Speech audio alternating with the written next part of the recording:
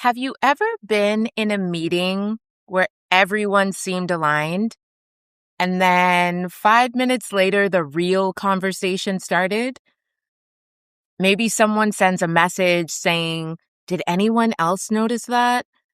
Or someone pulls you aside and says, "Can I get your perspective on what they meant in the meeting?" Another person might even say, "I didn't want to bring this up in the room, but..." And suddenly, the conversation that actually needed to happen is happening somewhere else. Now, there are many reasons this happens. Sometimes people need time to process. Sometimes a private conversation is exactly the right place for nuance. And sometimes leadership requires care. But what happens when this becomes the normal way an organization works? When reality always needs a little emotional preparation before it can enter the room. Today, I want to talk about something I call permission debt. Permission debt is the accumulated cost of repeatedly needing emotional permission before reality can safely influence decisions. It's what happens when the truth is not missing, but it's waiting for the right person, the right moment, the right relationship, or someone else to just say the truth first. And the interesting thing is that organizations experiencing permission debt often do not look dysfunctional. They look caring and thoughtful and even collaborative because people are working incredibly hard to preserve relationship. Eventually, though, the question pops up, are we creating enough trust for truth to move? Or have we accidentally created a culture where truth needs a translator? When organizations experience these patterns, the first assumption is usually, we have a communication problem. We need more meetings, better processes, more updates, clearer documentation. And yeah, sometimes those things help.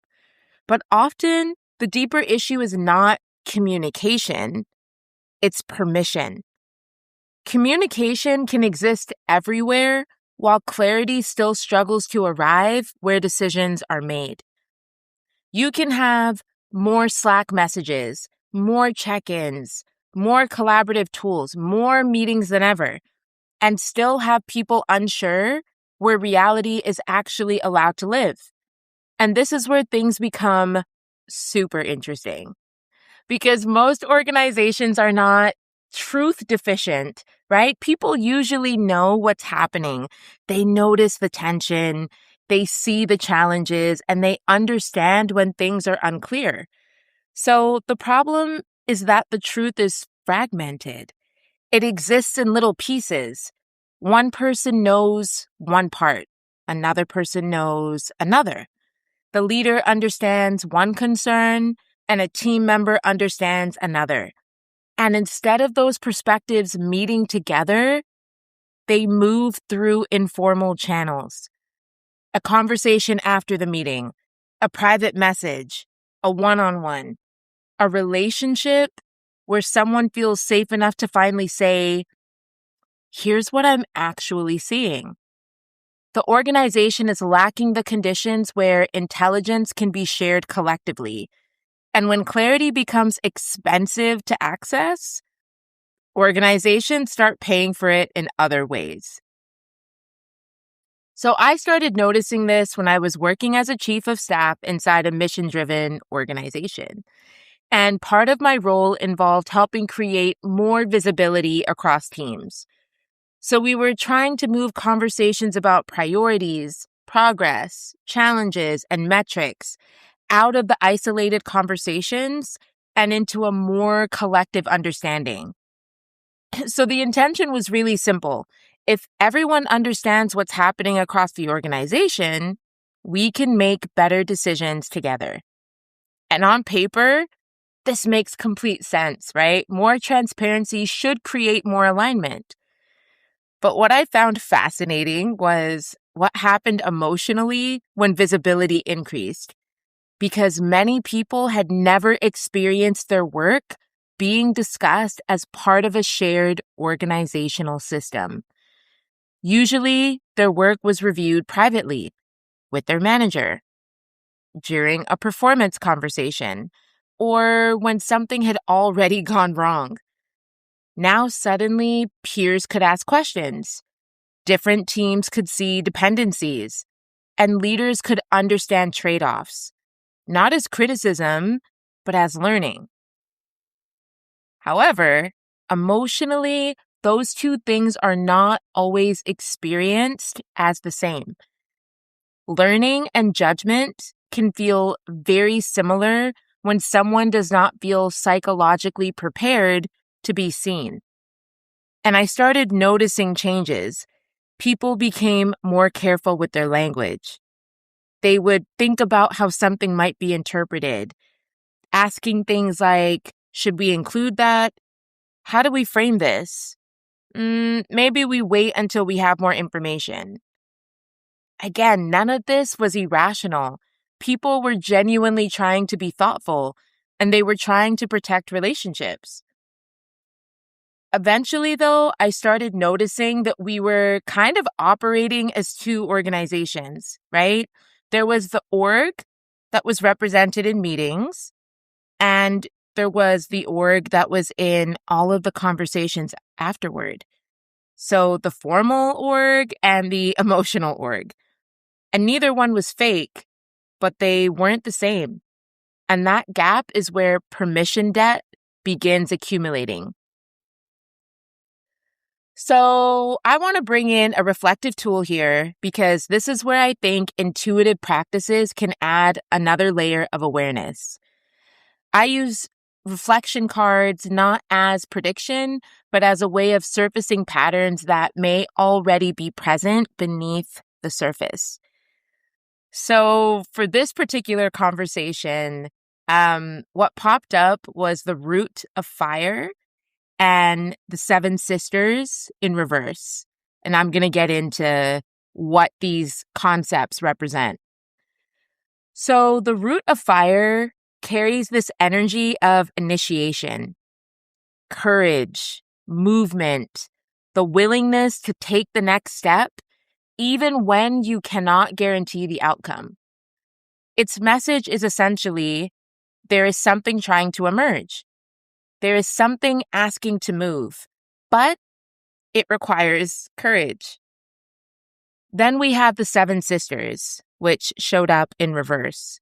And this is where the tension appears, because the seven sisters represent creativity, collective wisdom, and the power of creation. So in reverse, it asks, where are you limiting what wants to emerge because you're worried about disrupting harmony? So together, these cards tell a very interesting leadership story. That there's something new trying to emerge, right? A better way of working, a more honest conversation, maybe even a healthier culture or a clearer decision-making process. But there's a hesitation because people are asking, what if this creates conflict? What if people react badly? What if changing this makes things worse? And this is where organizations can get stuck. Not because people don't care, but often because they care so deeply. So this is where emotional sobriety becomes important, right? Emotional sobriety is not about removing emotion from leadership. It's about understanding what emotion is telling us and where that emotion belongs. Emotions are alignment data. They are not instructions to avoid discomfort, because sometimes discomfort is actually information, right? A leader may feel this particular conversation is risky, and that might be true. But the next question is this aligned discomfort or is this misaligned self-abandonment? Those are very different experiences. Aligned discomfort says, this matters and I'm willing to engage honestly. Whereas self-abandonment might say, I need to manage everyone's reaction before I can express reality. And when enough people operate from that second place, the organization starts adapting around emotional protection. So you see patterns like, we should probably check with them first. Let's not bring this up yet. Can you help explain what leadership meant? And again, these are not bad people behaviors. They are adaptive behaviors. And they usually developed at some point when they worked. They prevented unnecessary conflict. They protected relationships. They created a sense of stability. But adaptation has a cost when it becomes your glue and your infrastructure. Eventually, the org starts depending on invisible emotional labor. A few people become responsible for carrying context and meaning, for translating what is complex, for preparing conversations, for absorbing reactions. And while those people often look super competent, they also look like the people who hold everything together. So the bigger question is, are they supporting the organization, or are they compensating for what the organization has not learned how to hold? Now, I know there's a bit of a natural objection here, right? Some of you might be saying, but isn't that just emotional intelligence? Isn't that just being considerate? And yeah, sometimes it absolutely is. The goal is not to eliminate care.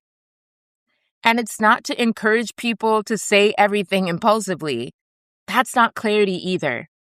The shift is understanding the difference between processing before responding and processing instead of responding, right? Because there is a difference between I want to understand this better before I speak and I cannot speak until I know everyone will be comfortable with what I say.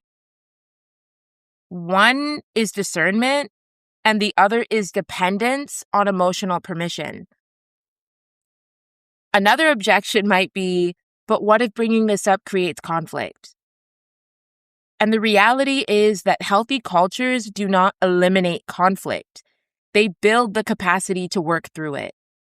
Avoiding every uncomfortable conversation doesn't actually remove tension. It just changes where the tension lives, right? It just rechannels it into private conversations, resentment, confusion, and ultimately delayed decisions. And relationships end up carrying information that a system should be carrying. So the leadership shift here is not to become more direct, right? It is not to stop caring about what people think. Those are kind of incomplete answers. The deeper shift is, can we create conditions where reality does not require someone else to absorb the emotional cost first? And again, to reiterate here, healthy cultures don't remove complexity or conflict. They share the capacity to hold it. They allow people to say, this is what I'm seeing. This is what I'm concerned about. This is what needs attention, without immediately turning that truth into a threat. So a few questions to reflect on are, where does truth currently go in your organization before it reaches decision-making spaces? Who are the people everyone checks in with after meetings? And what conversations keep happening privately because they have not yet become safe enough to happen collectively?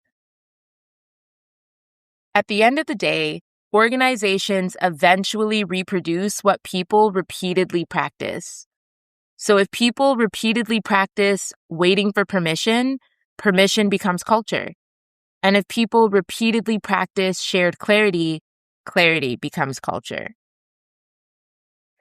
So let me leave you with this, right? The deeper question is not, why aren't people communicating better?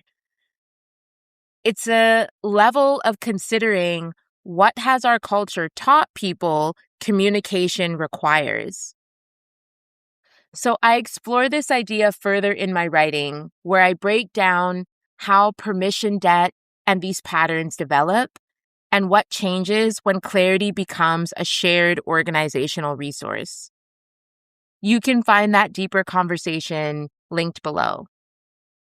And if you want to explore these ideas in a more reflective, experiential way, I also host live sessions on Insight Timer where we work with these leadership patterns in real time, noticing what we carry, what we compensate for, and how we create more sustainable ways of leading. Because clarity is not just about saying more, it's about creating environments where reality can move. And when reality can move, leadership becomes lighter. I'll see you on the next one.